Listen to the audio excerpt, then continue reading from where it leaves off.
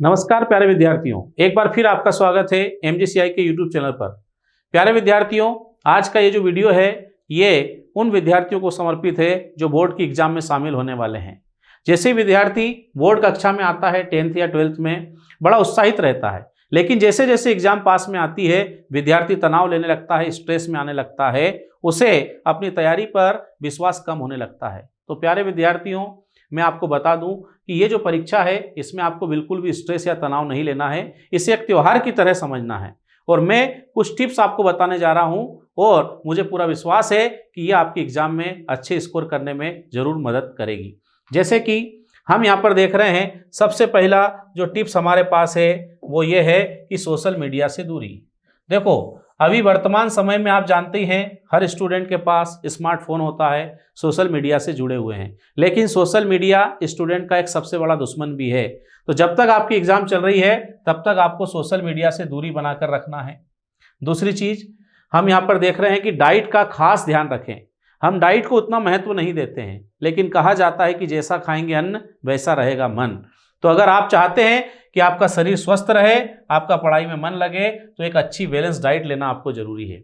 साथ ही एग्जाम के समय में हम पढ़ाई का प्रेशर ले लेते हैं और रात को कम सोने का समय देते हैं, ज़्यादा से ज़्यादा पढ़ाई में ध्यान लगाते हैं। लेकिन आपको बता दूं, अगर आपका दिमाग जो है थका हुआ नहीं रहेगा, आप प्रॉपर नींद लेकर जाएंगे, पढ़ने बैठेंगे, तो आपको आसानी से याद होगा, प्रश्नों के उत्तर याद आएंगे। इसलिए आपको एक अच्छी नींद जरूर लेना है। फिर आपको रिवीजन पर जोर देना है। रिवीजन पर हमारे को जोर यहाँ पर देना है। क्या होता है कि हम एग्जाम के आखिरी टाइम तक लगातार पढ़ते रहते हैं, नई नई चीज़ें पढ़ते रहते हैं, लेकिन अब हमको उसे छोड़ देना है और हमने जो पढ़ा है उसी को अच्छे से रिवीजन करना है, बार बार रिवीजन करना है। रिवीजन करते समय हमें किसी भी प्रकार की हड़बड़ी नहीं करना है, पूरी एकाग्रता के साथ, कंसंट्रेशन के साथ हमारे को रिवीजन करना है।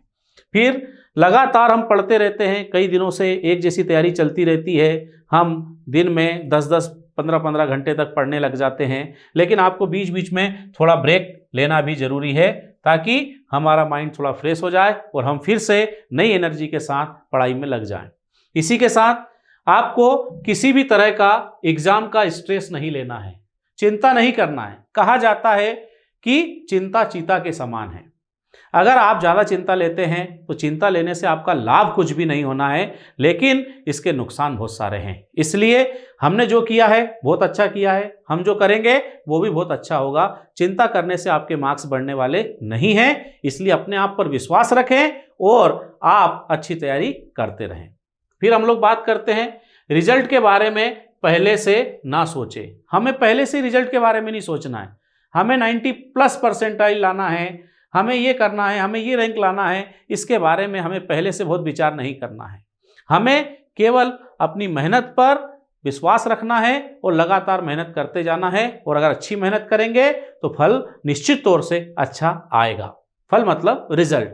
फिर हमारे को पॉजिटिव माइंडसेट रखना है। हमेशा पॉजिटिव माइंडसेट के साथ ही आपको काम करना है। पॉजिटिव माइंडसेट रखें। ऐसा नहीं कि एग्जाम पास आ गई है घबराने लगे। कई हमारे साथी लोग रहते हैं, कई हमारे रिलेटिव्स रहते हैं जो एग्जाम के टाइम में बहुत प्रेशर खुद भी लेते हैं और आपको भी दे सकते हैं। तो हमें पॉजिटिव माइंडसेट के साथ उनसे मिलना है। हमेशा अपना कॉन्फिडेंस रखें, उन्हें बताएं कि मेरी तैयारी बहुत अच्छी है, मैंने पूरा पढ़ा हुआ है और मैं एग्जाम में बहुत अच्छा परिणाम देने वाला हूं। अगर इस माइंडसेट के साथ आप रहेंगे तो निश्चित तौर से आपके मार्क्स बढ़ेंगे। एग्जाम में हम जब पहुंच जाएंगे एग्जामिनेशन हॉल में, तो जाने से पहले वही मैं आपसे कहूँगा कि रात को अच्छे से सो के जाएं, सुबह आप बढ़िया नाश्ता करके जाएं। उसके बाद एग्ज़ाम हॉल में आप पहुंच गए, आपको पेपर मिल गया, तो सबसे पहले सारे क्वेश्चंस पढ़ेंगे। और उसमें हमें क्या करना है कि एग्ज़ाम में सबसे पहले जो इजी क्वेश्चन होते हैं, सरल क्वेश्चन होते हैं और जिनका आंसर हमें बहुत अच्छे से याद है, हमें सबसे पहले उन्हीं क्वेश्चन को अटेम्प्ट करना है। सबसे पहले वही क्वेश्चन आप चूज करें। दूसरी बात, आंसर क्लीन लिखना है हमारे को और अच्छी हैंडराइटिंग में लिखना है। अब अच्छी हैंडराइटिंग मतलब ये नहीं कि हम हैंडराइटिंग सुधारने लग जाए। हमारी जैसी भी हैंडराइटिंग है उसे हमें थोड़ा सा प्रॉपर जमा के लिखना है। और दूसरा, हमें क्लीन कॉपी को रखना है। मतलब कुछ गलत लिख दिया तो उसको बहुत ज़्यादा आपको काटना नहीं है, हल्का सा क्रॉस करके आप आगे बढ़ेंगे और उसका सही आंसर लिखेंगे।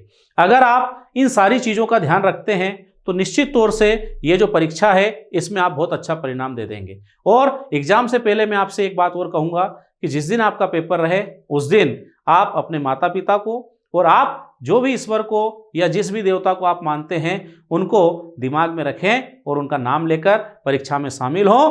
Best of luck for your exam. Thank you.